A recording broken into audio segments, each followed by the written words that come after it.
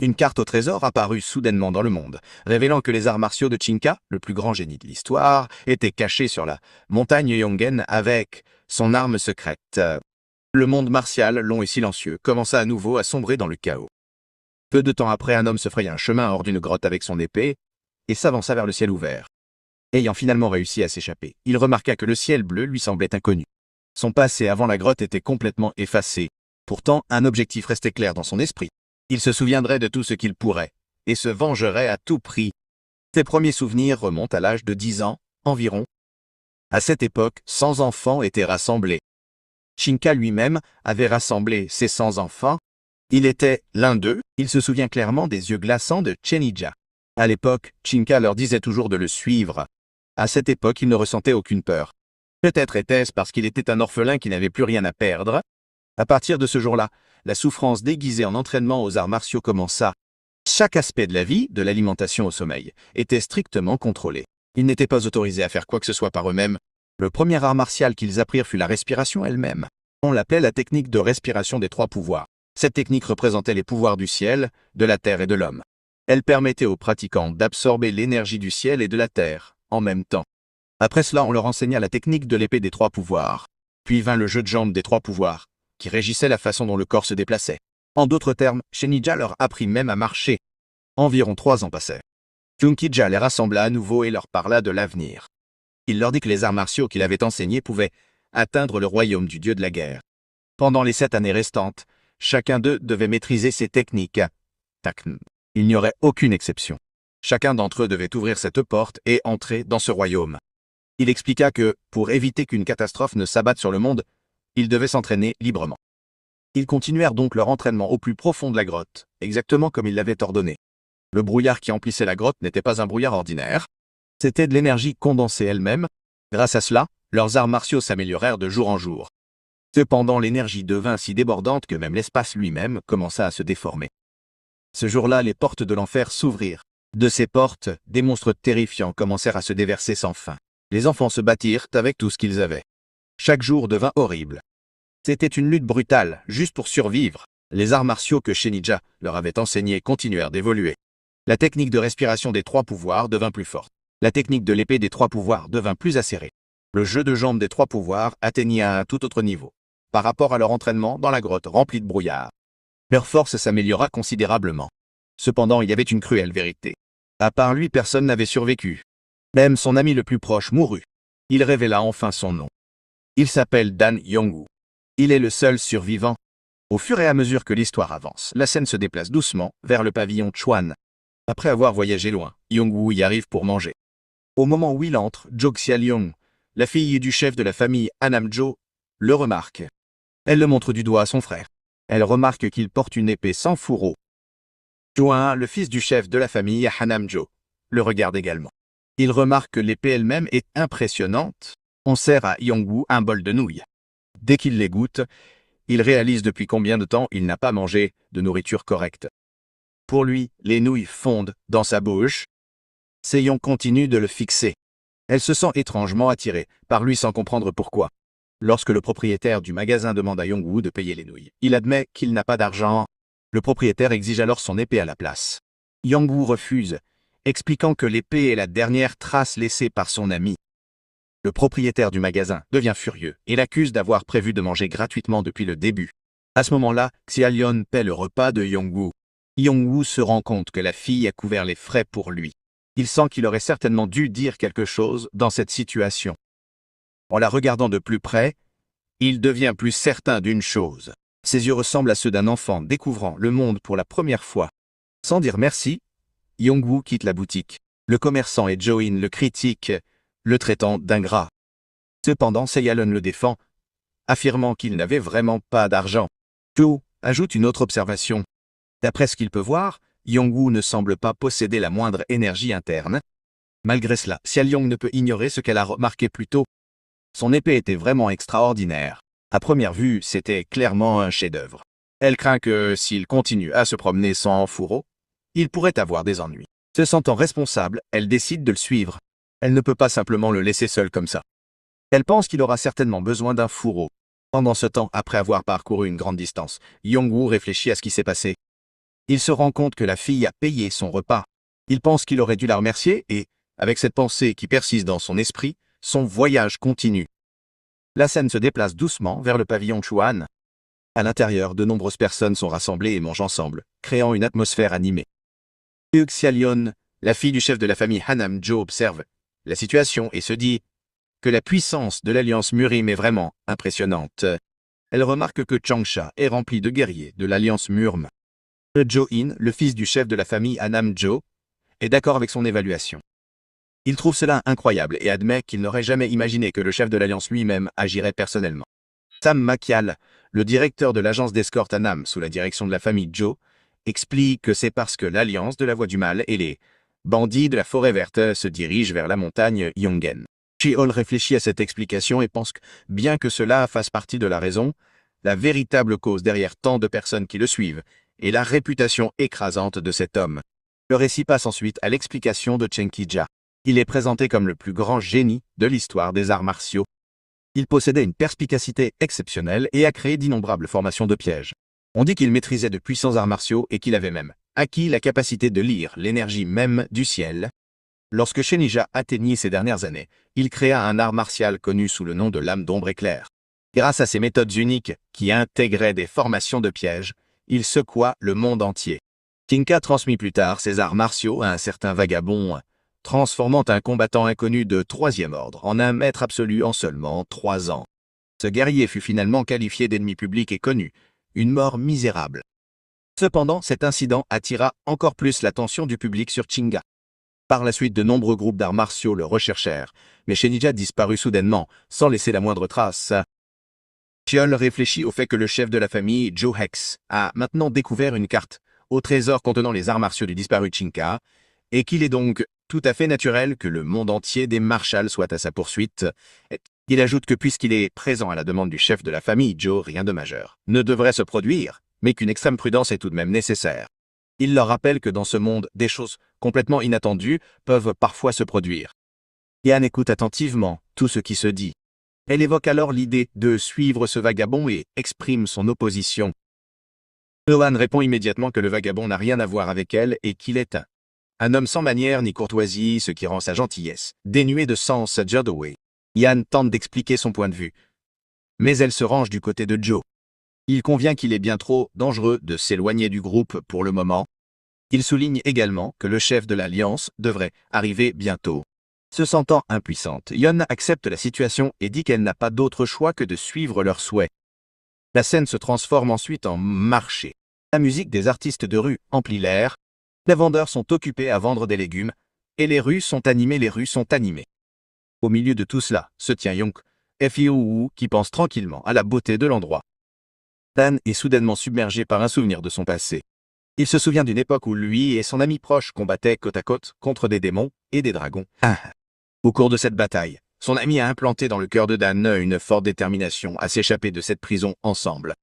Quelque chose que Dan avait clairement compris à ce moment-là. Son ami lui avait également fait promettre qu'une fois que tout serait terminé, il irait chez son ami et raconterait tout à son père sur lui. Dan demanda à son ami de le faire lui-même, mais ce dernier insista, et Dan finit par accepter. Ensemble, ils promirent de survivre, peu importe le nombre de monstres qu'ils auraient à tuer en chemin. Alors que le combat continuait, un moment critique arriva. L'ami de Dan remarqua un monstre attaquant derrière Dan. Le monstre s'était tellement approché que Dan n'eut pas le temps de réagir. À cet instant, son ami sauta pour le sauver, et devint la victime du monstre à sa place. Il souffrit de graves blessures, voire de leur mort. Borabil lui rappela désespérément leur promesse, mais son ami comprenait déjà qu'il ne tiendrait pas longtemps dans ce monde. Avec ses dernières forces, il rappela une fois de plus à Dan de tout raconter à son père sur lui. Peu de temps après, son ami mourut sur place. En se rappelant tout cela, Dan devint profondément ému. Il lève les yeux vers la lune et donne silencieusement sa bénédiction à son ami décédé. Au même moment, Dan fit un autre vœu. La vie que son ami a payée sans rien obtenir en retour doit être payée, et le prix sera payé par leur professeur Chinga.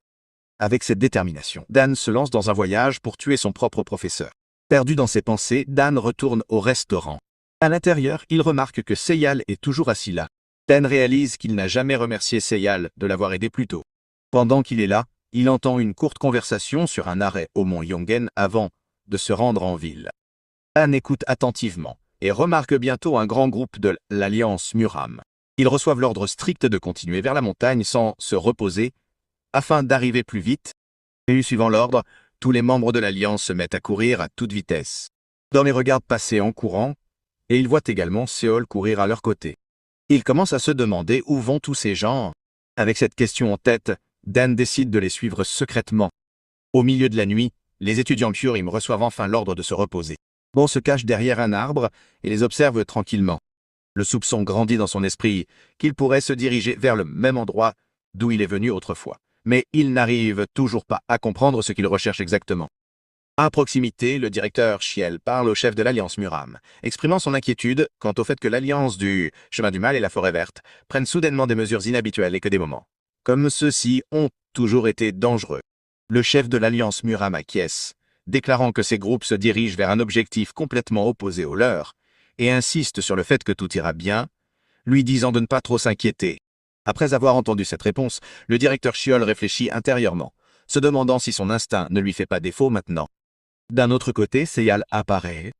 Derrière elle, un homme ne cesse de la regarder en rougissant. Il s'appelle Pang Chiyong, le vice-chef de l'unité de Dragon Montant de l'Alliance Muram. À côté de lui se tient un proche compagnon, quelqu'un comme un frère pour lui. Ping conseille à Seyel de se reposer un peu. En entendant cela, Seyel devient légèrement hésitante et dit qu'elle va plutôt demander au chef de l'Alliance à ce sujet. Yuan se sent mal à l'aise face aux intentions des deux frères. S'avançant d'un pas protecteur, il leur dit qu'il va s'occuper de cette affaire lui-même. À ce moment-là, un nouveau groupe arrive et affronte l'Alliance Murim. À leur tête se trouve Sio Olgwei, le chef de la petite forteresse maléfique de la montagne de la Forêt Verte. Dès qu'il aperçoit l'Alliance Muram, Igwai affiche un sourire effrayant. Il pense que trouver l'Alliance Muram dans cet état est une grande réussite de sa part. Sentant le danger, le directeur ordonne à tous les membres de l'Alliance Muram de préparer leurs armes. Tout le monde réalise qu'une bataille sanglante est sur le point de commencer. Même les chefs de l'Alliance comprennent que sous-estimer Olu leur coûterait cher. En un rien de temps, le combat commence. Igyu se déplace comme une bête, frappant les points vitaux de plusieurs membres de l'Alliance Murim à la fois, et les tuant sur le coup. Son coup de pied envoie plusieurs guerriers voler, les laissant gravement blessés et saignant abondamment. Un par un, de nombreux membres de l'Alliance commencent à perdre la vie. Pour Olwei, les membres de l'Alliance ne sont pas plus importants que des moustiques. Cependant, de l'autre côté, les dirigeants de l'Alliance commencent également à faire étalage de leurs propres prouesses. Voyant ces hommes tomber, Olu ne reste pas silencieux et lance une attaque directe contre le directeur. Le directeur est prêt et le contre-attaque de front. Leurs armes s'entrechoquent violemment. Au même moment, les subordonnés de Iju commencent à réduire le nombre de membres de l'Alliance. Le directeur le remarque et commence à s'inquiéter. Au milieu de l'affrontement, Olgay déclare que peu importe leurs efforts, les armes secrètes de Chenija leur appartiendront. Au moment où le nom de Chenija est prononcé, il attire l'attention de Dan. Incapable de contrôler sa colère, Dan frappe le sol avec son épée, faisant jaillir une énorme pierre. Il bondit haut dans les airs avec la pierre et la découpe en d'innombrables morceaux à mi-saut. Les fragments de pierre sont projetés vers Olwei, le distrayant momentanément. Saisissant cette opportunité, Dan charge droit sur Olwei et ses hommes, dans un seul assaut écrasant. Il les achève tous d'un coup. Après le combat, les yeux de Dan brillent intensément. De l'autre côté, le directeur Seyel et les autres membres de l'Alliance Muram sont sous le choc après avoir été témoins des talents de combattants de Dan. Dan demande immédiatement à toutes les personnes présentes où se trouve Chinka. Le directeur n'arrive pas à croire qu'il n'ait pas du tout senti Dan alors qu'il était un chef Murim et il a honte de lui-même et le directeur remercie alors Dan de les avoir sauvés. Mais une question persiste dans son esprit. Pourquoi Dan recherche-t-il Chinka? Il finit par révéler la vérité en déclarant que Chinka est mort il y a 10 ans. En entendant cette révélation, Dan est complètement choqué. Dan apprend que Chinkija a déjà été tué il y a 10 ans. Cette révélation le laisse profondément choqué. Il n'arrive pas à croire que son maître, quelqu'un d'aussi puissant, soit mort il y a si longtemps. Il ignorait complètement cette vérité car le désir de vengeance coulait dans son sang depuis tout ce temps. Une vengeance qu'il ne peut plus assouvir. Dan avait voulu venger ses amis en tuant son maître Chinka de ses propres mains. Désormais, cet objectif ne pourra jamais être atteint. Ce but unique était la seule raison d'être de Dan et réaliser qu'il ne serait jamais atteint le plonge dans un état de choc total. Alors qu'il sombre dans ce choc, une aura étrange et inconnue commence à se répandre de son corps. Toutes les personnes présentes commencent à consommer inconsciemment cette aura et commencent à se sentir inhabituellement légères. Cette aura est née du vide intérieur de Dan, car il ne lui reste plus rien. Un par un, les personnes autour de lui commencent à perdre connaissance à cause de son influence. Dans son esprit, Dan ne cesse de penser à la prison dont il a consacré toute sa vie à s'échapper. Il se souvient comment il s'est entraîné sans relâche pour se venger, pour finalement perdre cette vengeance à la fin. Des images des cadavres de ses amis tombés au combat refont surface dans son esprit, se rappelant comment ils l'ont supplié de se venger alors qu'il mourait. Le chef de l'Alliance Murm devient anxieux après avoir senti l'aura de Dan. Il réalise que si cela continue, toute l'Alliance Muram pourrait sombrer dans la déviation du Chi. Voulant mettre fin à l'aura le plus vite possible, il devient de plus en plus tendu. À ce moment-là, Seyel apparaît et vérifie l'état de Dan. En la voyant, Dan décide de la suivre, car elle lui a montré de la gentillesse depuis le tout début. Cette gentillesse lui rappelle ses amis puisque c'est leur gentillesse qui lui a permis de survivre jusqu'à aujourd'hui. Malgré tout, le fait qu'il n'ait pas réussi à les venger continue de peser lourdement sur lui. Dan comprend qu'il doit désormais trouver un nouveau but à sa vie. Dès qu'il commence à penser à ce nouveau but, l'aura, qui émane de son corps, s'arrête soudainement. Toutes les personnes présentes sont choquées par la rapidité avec laquelle cela s'arrête. Même le chef de l'Alliance Murm est très surpris car arrêter cette aura était au-delà de leur capacité. Cela les rend extrêmement curieux de la véritable identité de Dan. Bone lève les yeux au ciel avec un air plein de désespoir. Il tourne ensuite son regard vers Seyel. Elle sent son état et se demande s'il cherche quelqu'un. Suite à cela, Seyel demande au directeur Xiol de permettre à Dan de les accompagner jusqu'à ce qu'il trouve la personne qu'il recherche. Puisque Dan les a aidés plus tôt, le directeur Xiol commence à réfléchir à sa demande. Il comprend qu'il est difficile de refuser de l'aide à quelqu'un qui les a aidés. Pourtant, les guerriers de l'Alliance Muram ont failli être submergés par l'énergie du vide. Il réalise que si le chef de l'Alliance approuve, une décision pourrait être possible. Dans le même temps, le directeur Xiol comprend clairement à quel point Dan est dangereux. Dan a abattu la forêt verte et l'Alliance du chemin du mal en une seule frappe. Cependant, l'Alliance a déjà subi de lourdes pertes et compte tenu du besoin de remplacement, il pourrait temporairement autoriser Dan à voyager avec eux pour le moment. Après avoir bien réfléchi, le directeur Xiol approuve finalement que Dan voyage avec eux. Suite à cette décision, l'atmosphère se calme pendant un court moment. À ce moment-là, le directeur Xiol soulève un autre sujet et demande à Dan s'il serait prêt à travailler pour l'agence d'escorte. Les autres sont visiblement choqués par cette question, car pour eux, recevoir une telle opportunité est une très grande affaire. Dan répond honnêtement qu'il n'en est pas sûr. En entendant cela, Johan intervient et souligne que la façon dont Dan prend cela à la légère montre que l'offre est loin d'être ordinaire. Il précise que n'importe qui n'est pas invité à l'agence d'escorte Hanam et que Dan ne peut pas simplement refuser cette offre. Dan explique qu'il a répondu uniquement parce qu'on le lui a demandé, mais qu'il ne connaît absolument rien de l'agence elle-même. Sa réponse laisse Joe, le directeur, Xial et Seyal tout surpris. Voyant cela, Seyal commence à lui expliquer l'agence d'escorte, la décrivant comme une organisation qui transporte des objets demandés et protège les clients. Tout en regardant Seyal expliquer, le directeur Xial se demande tranquillement de quel genre de monde Dan a bien pu venir. Au même moment, deux hommes à proximité s'irritent de l'attitude de Dan. Leur attention se porte bientôt sur l'épée de Dan, et les deux frères peuvent clairement sentir l'aura brillante qui l'entoure. Ils réalisent que l'épée n'est pas une arme ordinaire. La colère commence à monter en eux, alors qu'ils se demandent comment un chef-d'œuvre aussi magnifique peut appartenir à quelqu'un qu'ils considèrent comme ordinaire. Ils décident que l'épée doit être rendue à son propriétaire légitime. Cependant, comme trop de regards sont actuellement braqués sur Dan, ils choisissent d'attendre. Ils prévoient de saisir l'épée de Dan lorsque toute l'unité commencera à se diriger vers la montagne Yongen. Lorsque la bonne opportunité se présente après la mise en place de ce plan, la scène se déplace doucement vers le lendemain matin. Tout le monde est arrivé au mont Yongen, l'endroit où Dan a vécu autrefois. Debout devant la montagne, tout le monde commence à sentir que quelque chose cloche. Dan réalise qu'ils sont désormais proches de son ancienne maison.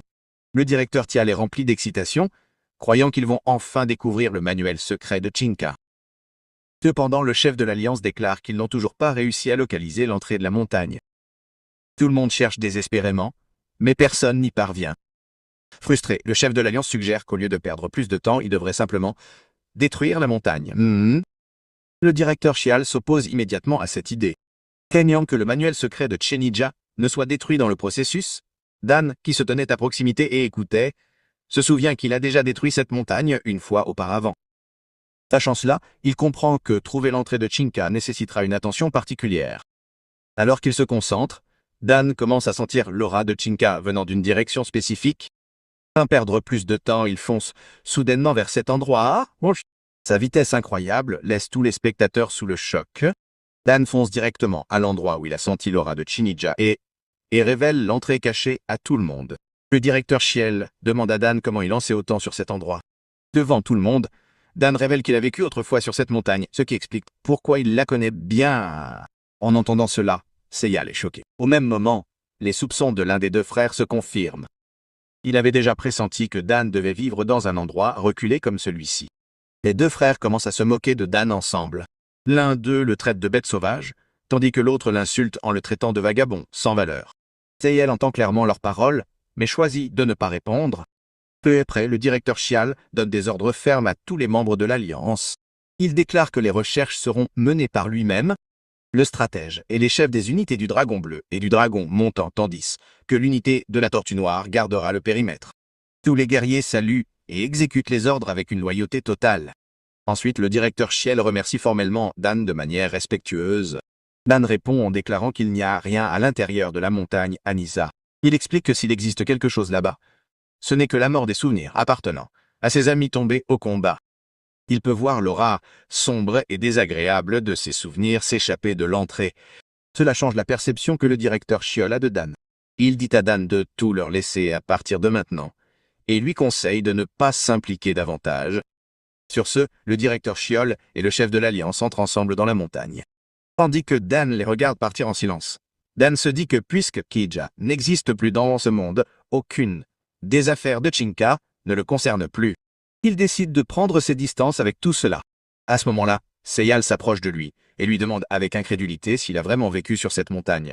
Dan la regarde en silence et ne donne aucune réponse. Soudain, les deux frères repoussent Seyal et se rapprochent de Dan. Voyant cela, Dan devient alerte. Seyal s'interroge sur leur comportement soudain, demandant pourquoi ils agissent ainsi. L'un des frères exprime ses soupçons, déclarant qu'il pense que Dan pourrait être un espion. Seyal réplique en soulignant que Dan les a sauvés. Il ne peut donc pas être un espion. Malgré cela, l'autre frère insiste sur le fait que tout cela semble faire partie du jeu de Dan. Le premier frère défie alors directement Dan, déclarant que s'il veut faire ses preuves, il doit d'abord remettre son épée afin qu'elle puisse être gardée sous sa garde. Alors que le frère examine l'épée de plus près, son éclat et sa qualité deviennent clairement visibles. Au début, il avait pensé qu'il ne s'agissait que d'une vieille arme, mais il réalise maintenant pleinement sa véritable valeur. Dan serre fermement son épée et demande s'ils ont vraiment l'intention de la prendre sous leur garde. Le frère répond fermement, disant que c'est nécessaire pour que Dan fasse ses preuves. Dan précise alors que l'épée lui a été confiée par un ami décédé et qu'il n'a pas l'intention de la remettre à qui que ce soit tant qu'il sera en vie. L'atmosphère était devenue tendue, et Dan se tenait prêt au combat, serrant fermement son épée dans sa main. Les deux hommes qui lui faisaient face riaient en le regardant attentivement et s'il commençait à devenir de plus en plus anxieuse, en sentant le danger. Les deux hommes commencèrent lentement à se rapprocher de Dan. Réduisant la distance pas à pas, Dan ferma les yeux un bref instant puis les rouvrit, calculant soigneusement les positions des deux assaillants afin de pouvoir les frapper au bon moment. Bientôt les deux hommes chargèrent vers lui. Ils attaquèrent habilement depuis deux directions différentes en même temps, espérant semer la confusion chez Dan et l'empêcher de réagir correctement. Observant leur stratégie, Dan décida d'esquiver directement au milieu, puis de contre-attaquer chacun d'eux un par un avec son épée. Il élabora ce plan en quelques secondes seulement. Les deux frères avancèrent exactement comme Dan l'avait prédit et lancèrent leur attaque coordonnée ensemble. Tout en attaquant, ils rejetèrent la faute sur Dan, pensant que ce combat n'aurait jamais eu lieu s'il avait discrètement remis son épée. Malgré la pression, Dan resta debout en silence entre eux. Suivant son plan, il commença à dégainer son épée, se préparant à esquiver et à frapper. Avant que Dan ne puisse agir, le chef de l'Alliance émergea de la montagne et vit le combat se dérouler. Il ordonna immédiatement à tout le monde de s'arrêter. L'apparition soudaine du chef de l'Alliance choqua les deux assaillants. Bientôt, tout le monde vit le chef de l'Alliance se placer devant Dan, se positionnant clairement pour le protéger. La présence du chef de l'Alliance suscita des questions dans l'esprit de tous, à savoir s'il avait trouvé quelque chose à l'intérieur de la montagne ou non. Cependant, le chef de l'Alliance ne jugea pas nécessaire de s'expliquer. Il annonça que leur affaire dans cet endroit était terminée et qu'il était temps pour tout le monde de partir. En entendant cela, tous les membres de l'Alliance acceptèrent sa décision sans objection. Les deux frères firent remarquer que Dan avait de la chance, affirmant que, si le chef de l'Alliance n'était pas arrivé, ils auraient déjà pris son épée à l'heure qu'il était. Seyel se précipita vers Dan pleine d'inquiétude et vérifia soigneusement s'il allait bien. Dan, quant à lui, resta silencieux. Au fond de lui, il ne comprenait pas pourquoi Séol lui demandait s'il allait bien. D'un autre côté, Seyel se sentit soulagée après avoir vu Dan sain et sauf. Elle réalisa, alors qu'ils ne s'étaient pas encore présentés l'un à l'autre, elle donna son nom à Dan, et Dan lui dit également son nom. En l'entendant, Seyel répéta son nom et le félicita, exprimant sa gratitude. Elle demanda ensuite à Dan de l'accompagner. Ainsi, le voyage de l'Alliance Muram pour trouver l'arme secrète de Chinka prit fin. Alors que la scène se déroulait sans heure, l'histoire se déplaça dans la région de Hub, dans la ville de Wuhan. La nouvelle se répandit rapidement parmi la population selon laquelle l'Alliance Murim avait découvert le secret de Chinka.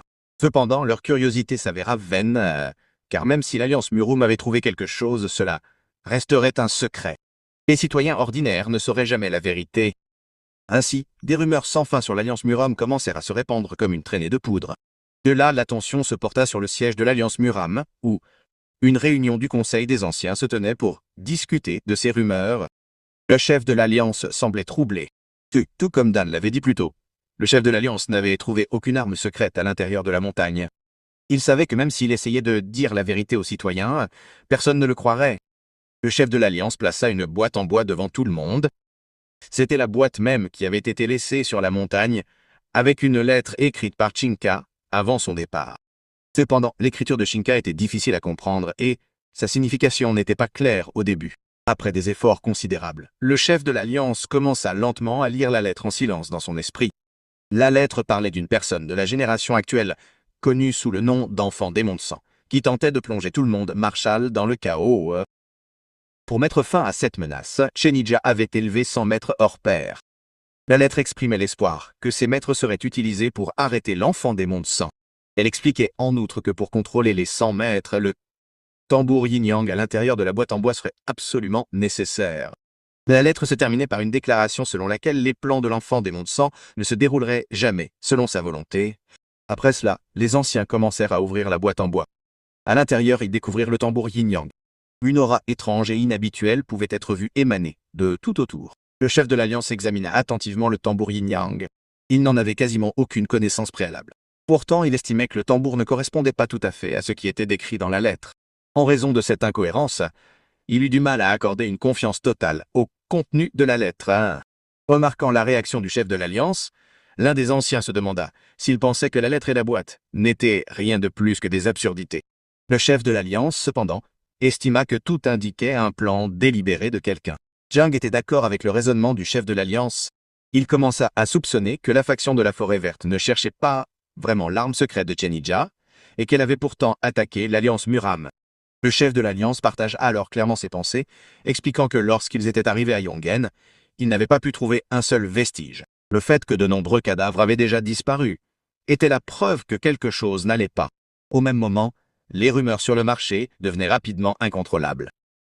Cela montrait clairement que quelqu'un attirait intentionnellement l'attention de tout le monde Marshall sur l'Alliance Murim.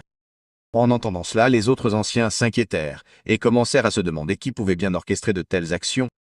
Longshan suggéra qu'il devrait d'abord suspecter ceux qui avaient tout initié en fournissant la carte, en particulier la famille impliquée. Cependant, les anciens savaient que le chef de cette famille n'était pas le genre de personne à faire une chose pareille. Malgré tout, le chef de l'Alliance pensait qu'il pouvait toujours y avoir un espion caché au sein de cette famille. Dans les circonstances actuelles, il conclut que quelqu'un devrait être envoyé pour surveiller cette famille de près. Ainsi, la vérité derrière tout cela pourrait enfin être révélée. Le chef de l'Alliance continua de réfléchir en silence. Même si la famille Zhou n'était pas directement impliquée, elle pouvait toujours être une branche des forces traîtresses, jouant secrètement un rôle de soutien en coulisses. Ses pensées pesant sur son esprit, le regard du chef de l'Alliance se tourna lentement vers le tambour yin-yang. Comme s'il cherchait des réponses à l'intérieur, tandis que l'attention se déplaçait ailleurs, la scène se déplaça vers la résidence de la famille Zhou. La nouvelle du retour du chef de l'Alliance fut transmise à la maisonnée, et les membres de la famille demandèrent avec anxiété s'il était bien rentré. Dan était arrivé à la maison de la famille Zhou avec eux, et ce n'est qu'à ce moment-là qu'il réalisa que cette immense résidence appartenait à Seyel. La taille même du domaine lui fit une forte impression. Le chef de l'Alliance devait rencontrer le chef de la famille Zhou, mais Avant cela, il avait l'intention d'envoyer Dan à l'agence d'escorte, comme il l'avait promis plus tôt. En entendant cela, Dan tourna son attention vers le chef de l'Alliance. À ce moment-là, Sayel s'approcha de Dan et lui expliqua qu'elle avait voulu acheter un fourreau pour son épée en chemin, mais qu'elle n'avait pas pu le faire. Se sentant coupable, elle s'excusa auprès de lui. En entendant ces mots, Dan pensa que les gens du monde extérieur avaient une étrange obsession pour les fourreaux d'épée. Sayel regarda alors l'épée de Dan et continua, exprimant sa conviction que, quelle que soit la qualité de fabrication d'un fourreau, il ne pourrait jamais résister à l'énergie tranchante de l'épée elle-même. En réponse, Dan tira l'épée et la dissimula sous ses vêtements, indiquant clairement qu'il n'avait pas du tout besoin d'un fourreau. Sayel s'excusa à nouveau d'avoir abordé le sujet. Entendre une nouvelle excuse fit monter l'irritation chez Dan. Ses pensées revinrent au moment où son ami était mort. Se rappelant que le dernier mot de son ami avait été des excuses, Dan ne comprenait pas pourquoi celui qui était en train de mourir lui avait présenté ses excuses. Ce souvenir le troubla profondément. À cause de cela, Dan dit directement à Sayel de ne plus s'excuser. Il ne voulait plus jamais entendre ce mot lui être adressé. Sayel fut stupéfait par sa réaction. À ce moment-là, le chef de l'Alliance appela Dan à ses côtés. Dan obtempéra et s'avança vers lui. Le regardant partir, Seul resta derrière, se demandant en silence où elle avait pu se tromper. À la tombée de la nuit, la scène se déplaça vers l'agence d'escorte Hanam. Le chef de l'Alliance conseilla à Dan de rester prudent pendant son séjour. Dan commença à observer les gens autour de lui et apprit que les personnes chargées du transport des marchandises au sein de l'agence étaient appelées porteurs. Peu de temps après, le chef de l'Alliance interpella bruyamment un homme du nom de Jongchil, dans l'intention de le présenter à Dan et de lui faire apprendre son travail. Lorsque Jongchil apprit que Dan était un nouveau venu, il devint visiblement excité et dit au chef de l'Alliance de tout lui laisser. Le chef de l'Alliance savait que Jongchil était un individu coriace et il était curieux de voir comment Dan allait s'en occuper. Après avoir adressé ses meilleurs vœux à Dan et l'avoir encouragé à apprendre correctement son travail, le chef de l'Alliance partit rencontrer le chef de la famille Joe. Jongchil s'approcha de Dan avec un sourire moqueur et lui fit comprendre que même un nouveau venu, personnellement amené par le directeur, ne recevrait aucun traitement de faveur. Si Dan était vraiment un débutant, il devrait tout apprendre directement de Jongchil. Les autres travailleurs devinrent mal à l'aise en observant le comportement de Jongch. Jongch demanda alors à Dan son nom. Dan répondit simplement et brièvement. Voir une réponse aussi courte irrita encore plus Jongchil. Dan, agacé par l'attitude de Jongchil, se moqua de lui en retour, ridiculisant ses muscles exagérés et ses jambes relativement courtes. En entendant cette insulte, Jongchil devint encore plus en colère. Il menaça directement Dan, se demandant s'il voulait mourir dès son premier jour. Dan trouva les paroles de Jongch étranges, d'autant plus que c'était Jongchil qui avait commencé à se comporter de manière agressive en premier lieu. Alors que son irritation grandissait, Dan se demanda silencieusement s'il devait en finir avec cet homme ici et maintenant. Jongchil remarqua soudain l'épée de Dan.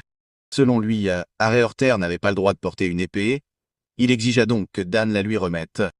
Cependant, Dan n'avait aucune intention de rendre son épée. L'attitude calme mais ferme de Dan irrita Jongchil. Au même moment, Jongchil sentit une faible intention meurtrière venant de Dan. Sentant cette pression, Jongchil choisit de ne pas envenimer la situation et ordonna plutôt à tout le monde de se reposer. Dan eut du mal à croire à quel point les yeux des gens se posaient souvent sur son épée. Voyant l'attitude de chef de Jongchil, les autres porteurs commencèrent à chuchoter entre eux. Ils avaient déjà compris que Jongchil était inhabituellement effrayé après avoir vu le nouveau venu. Dan, Jongchil entendit leurs murmures et s'énerva. Il leur rappela qu'il était déjà l'heure de dormir. Tout le monde accepta et termina son travail de la journée. Dan observa tranquillement tout le monde autour de lui. À ce moment-là, Jongchil ordonna à Dan de le suivre pour qu'il puisse être emmené dans la salle de repos. Alors que Jongchil lui tournait le dos, il lança un regard furieux à Dan. Dans son esprit, il blâmait l'épée et, pensant que sans elle, Dan ne serait rien. Il jura silencieusement de se venger de cette humiliation. Un jour, la scène se déplaça progressivement vers la nuit, à l'intérieur de la salle de repos. Tous les porteurs dormaient paisiblement. Soudain, Jongchil se réveilla au milieu de la nuit et se leva pour partir. Alors qu'il se levait, Dan lui traversa l'esprit. Jongchil décida de vérifier comment il allait, et commença à se diriger dans cette direction. À ce moment-là, il heurta quelque chose qui se tenait dans l'obscurité. Au début, il ne comprit pas pourquoi il y avait un pilier là. En regardant de plus près, il réalisa que le pilier était en fait Dan. Jongchil fut complètement choqué de voir Dan debout parmi les porteurs endormis. En y regardant de plus près, il remarqua que Dan dormait debout. Cette vue laissa Jongchil stupéfait. Malgré cela, il n'abandonna pas son intention initiale. Il tendit doucement la main vers l'épée de Dan. Au moment où sa main la toucha, les yeux de Dan s'ouvrirent, soudainement voyant ses yeux s'ouvrir sans prévenir. Jiang Chil se figea instinctivement, bien que cela ne durât qu'un instant. Car Jiang Chil se sentit comme un herbivore debout devant un carnivore. Une peur écrasante le consumait. Il avait du mal à y croire. Mais à cet instant, il vit la mort elle-même. Cependant, cette terreur n'existait que dans l'esprit de Dong Chil. Surpris au-delà de toute raison, il lâcha immédiatement l'épée. Il se dépêcha de retourner dans son lit et s'allongea, tremblant de façon incontrôlable. En réalité, Dan Yong-woo n'avait fait que faire circuler son énergie protectrice en dormant debout. Il n'avait pas toujours dormi de cette façon. Pendant son long isolement dans la grotte, il avait appris à rester vigilant en permanence. Pendant qu'il se reposait, mangeait et dormait, il faisait circuler son énergie en permanence. Par conséquent, dormir debout devint une habitude naturelle pour lui. La nuit passa et le matin arriva enfin. Dan termina sa circulation d'énergie et baissa lentement les yeux. Il remarqua Jiang Chil allongé sur le sol dans une position étrangement inconfortable. Dan fut déconcerté par cette vue. Au moment où Jiang Chil remarqua que Dan le regardait, il paniqua, la peur le submergea, et il s'éloigna précipitamment de Dan. Bond fut encore plus déconcerté par cette réaction. Bientôt, les autres porteurs commencèrent à réveiller tout le monde pour le travail. La scène se déplaça à l'extérieur, où de nombreuses boîtes étaient empilées les unes sur les autres. Dan souleva rapidement les boîtes et les rangea soigneusement. En un rien de temps, les boîtes formèrent une énorme pile. Dan se tenait calmement au-dessus des boîtes empilées. Il s'attendait à ce que le travail soit difficile. Mais maintenant, le travail de porteur ne lui semblait plus un défi. Dong Chil et les autres porteurs regardèrent avec stupéfaction la force de Dan. Dan termina le travail bien plus vite que quiconque ne l'avait prévu. Sa tâche étant déjà terminée, il commença à demander aux autres s'il y avait encore du travail à faire. Pas avant que quiconque ne puisse dire quoi que ce soit, Dan prit le relais et commença à ranger lui-même les cartons. Les cartons volèrent et se mirent en place presque comme par magie, ce qui poussa les porteurs à l'avertir de faire attention, tandis qu'ils regardaient avec incrédulité.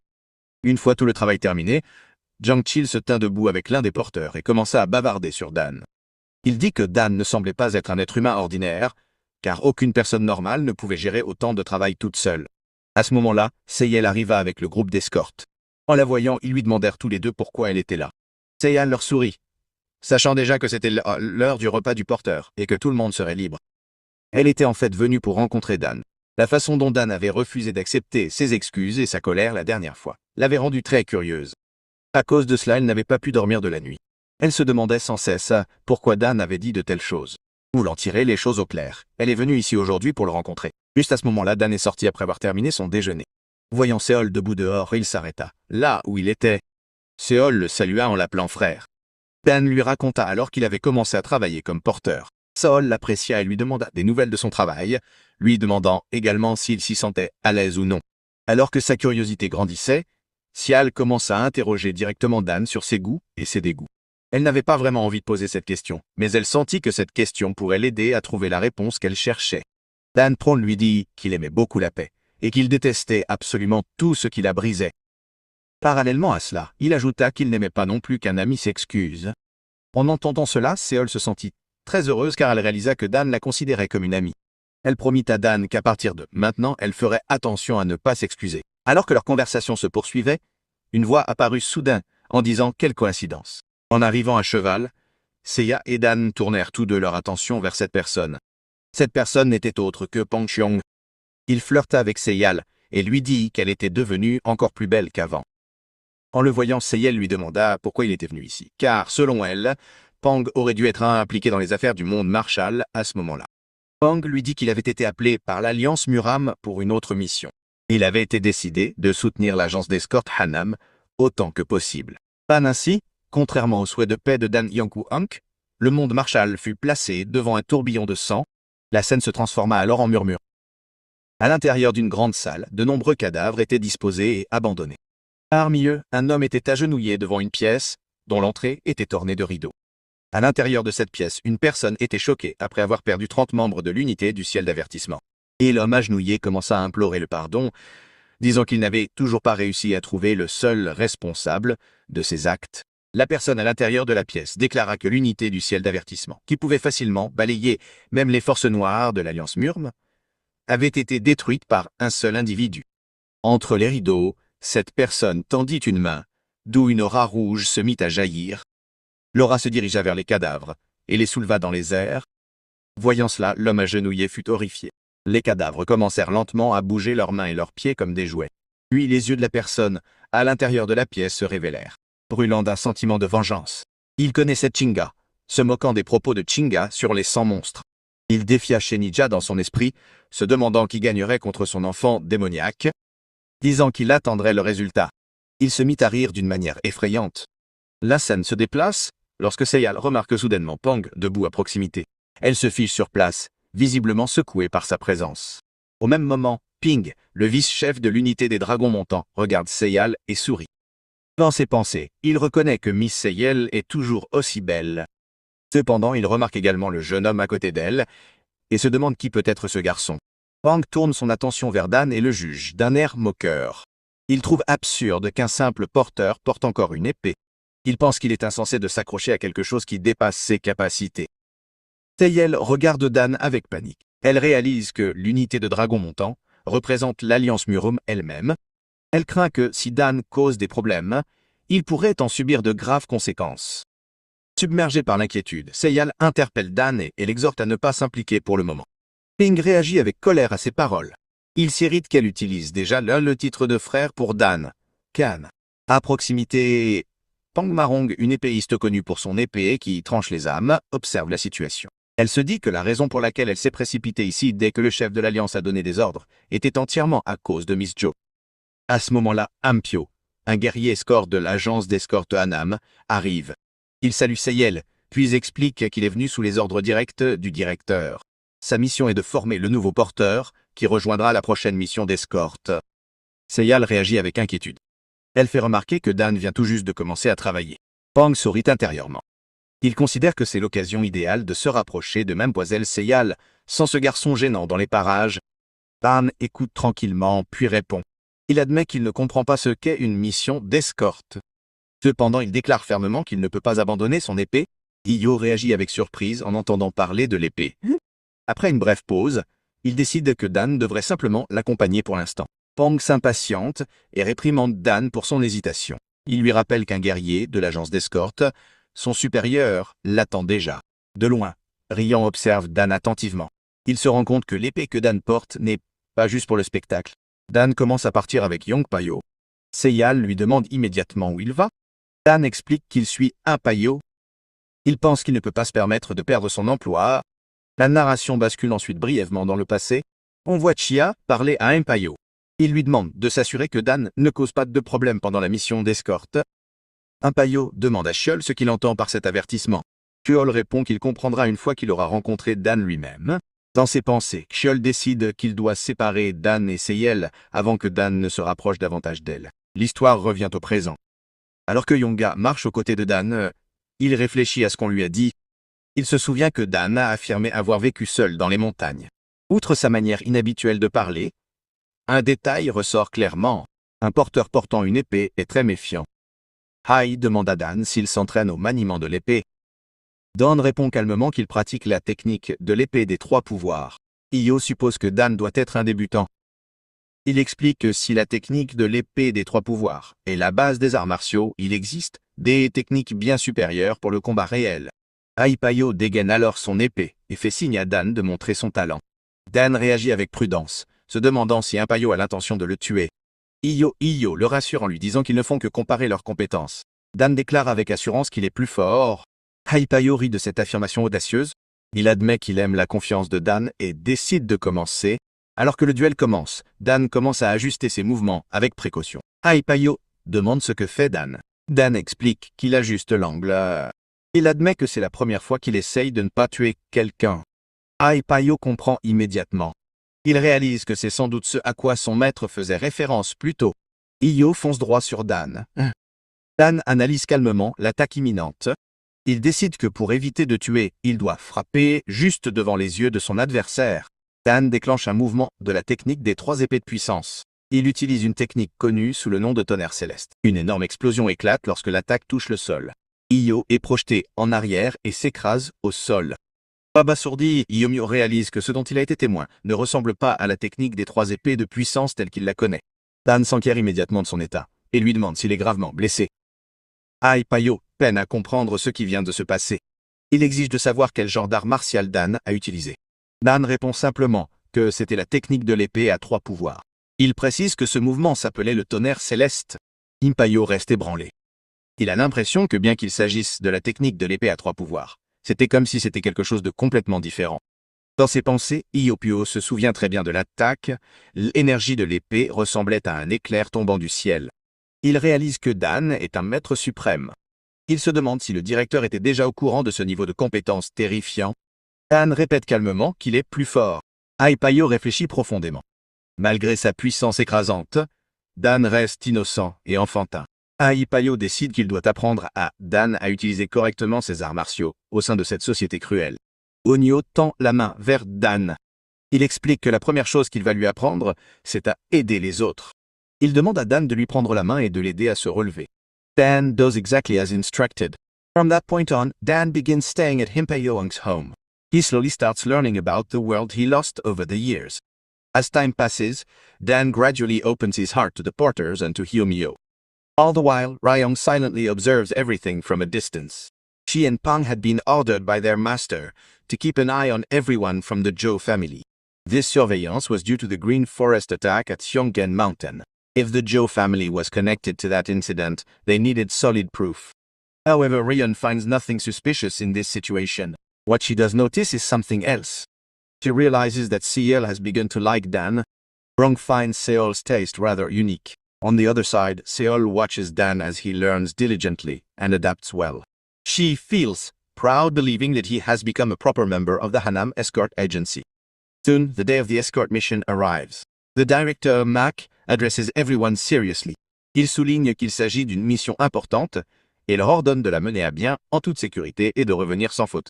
Mayak répond avec assurance. Il promet de mener à bien la mission en toute sécurité au nom de l'agence d'escorte Hanam. Mac donne ensuite un ordre à tous les participants. Chacun reçoit l'ordre de rester vigilant pendant le départ officiel de la mission d'escorte. De nombreux participants se rassemblent pour la mission. Parmi eux se trouve Dan et Impayo.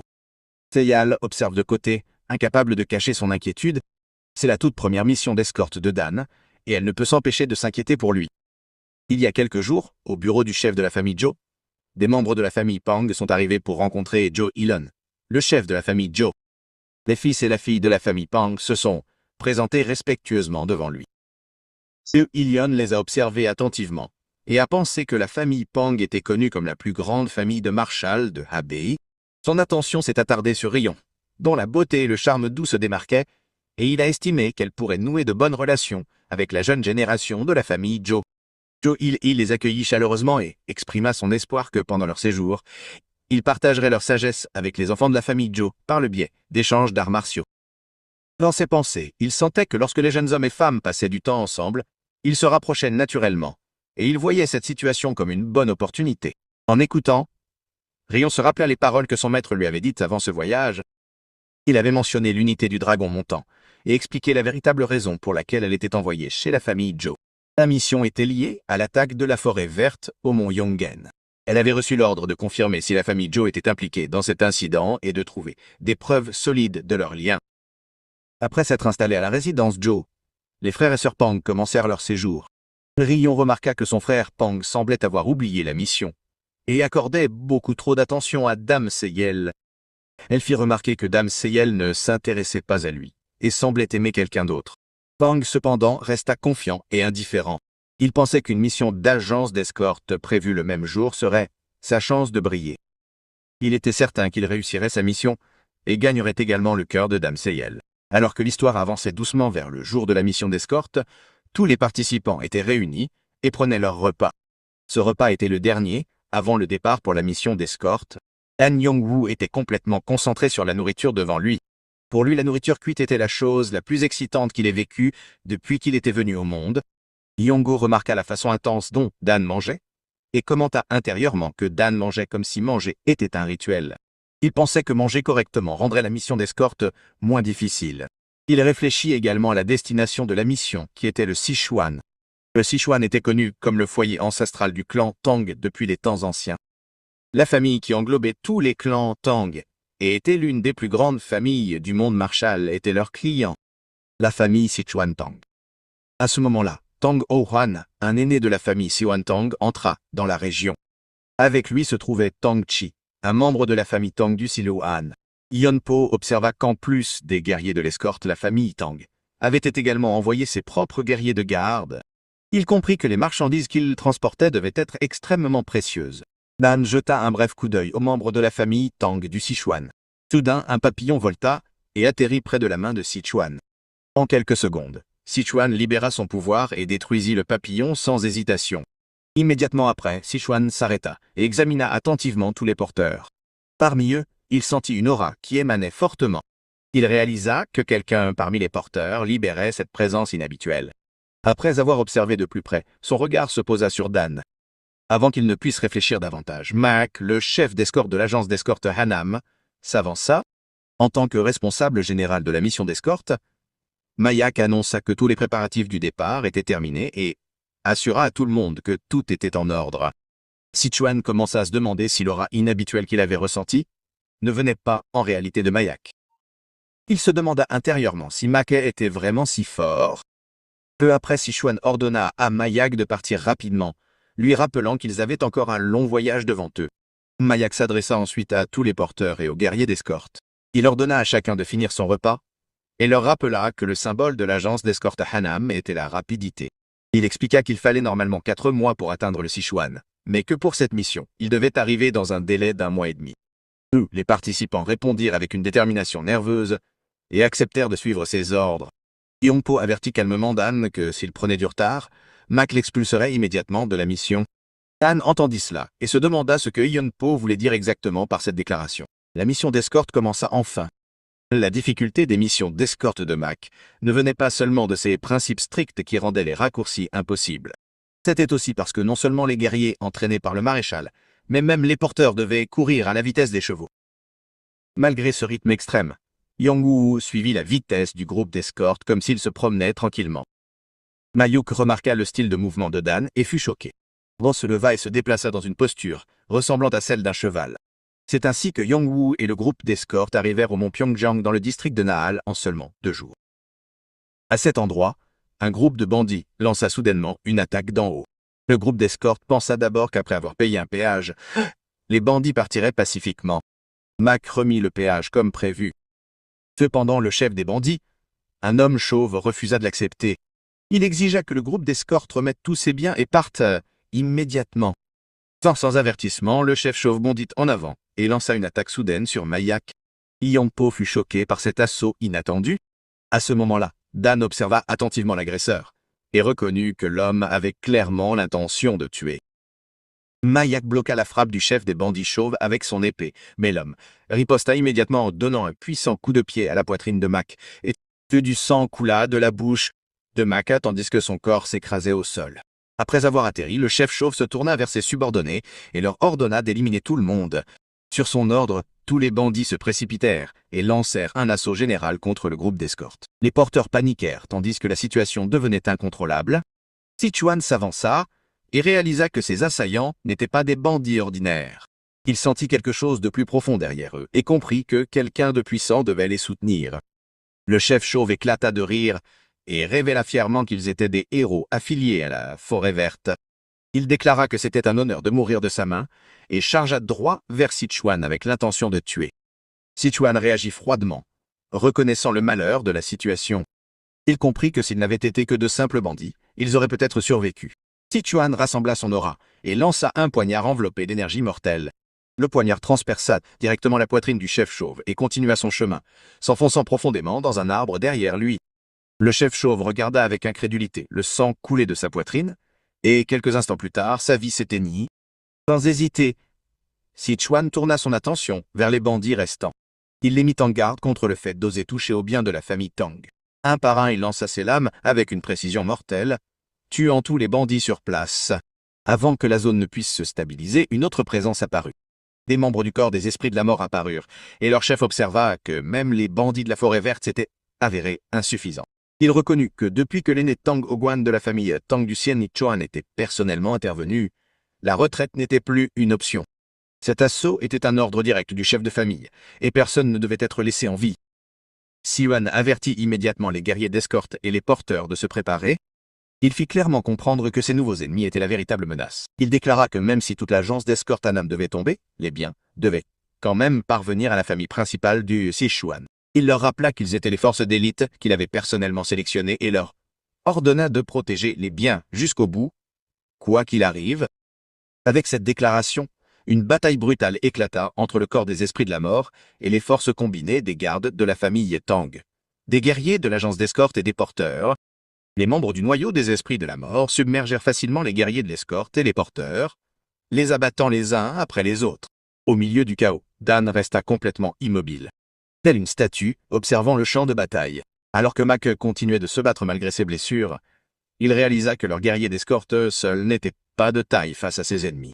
Il reconnut que le noyau des esprits de la mort était de véritables maîtres. Bien que la famille Sichuan Tang détenait techniquement l'avantage, elle ne montra aucune intention de dégainer son épée pour protéger l'agence d'escorte.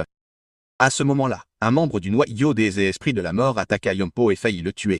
Voyant cela, Dan finit par bouger. Il déchaîna une technique de son art de l'épée à 3 pouvoirs, le mouvement du tonnerre céleste.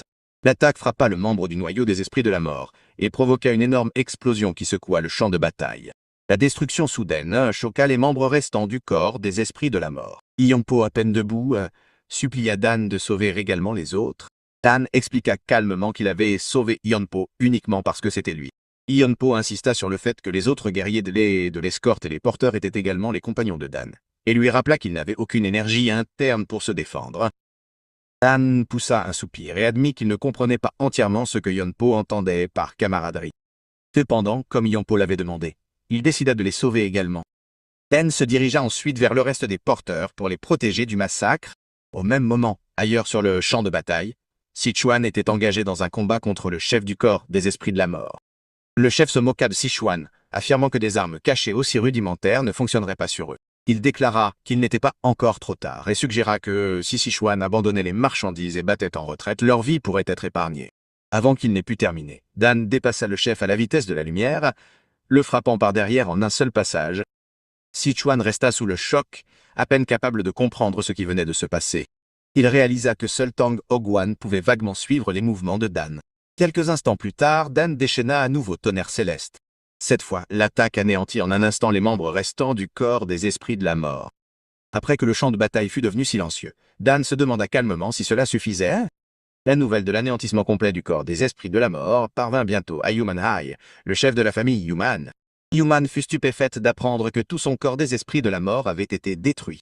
Elle se demanda comment cela avait pu arriver alors qu'ils étaient censés être suffisants pour s'occuper de l'agence d'escorte Anam et du vieil homme Tang Hoan. L'un de ses serviteurs s'excusa et expliqua qu'il y avait un maître parmi le groupe d'escorte qui manquait à leurs renseignements. Le serviteur déclara qu'ils identifieraient qui était cette personne et agiraient en conséquence. Human rejeta immédiatement ce plan. Elle décida qu'elle irait voir par elle-même. Le subordonné fut choqué et demanda si le chef de famille avait l'intention d'y aller personnellement. Human répondit par un sourire tordu, confirmant sa décision. Elle déclara qu'elle découvrirait personnellement qui était réellement ce mystérieux maître.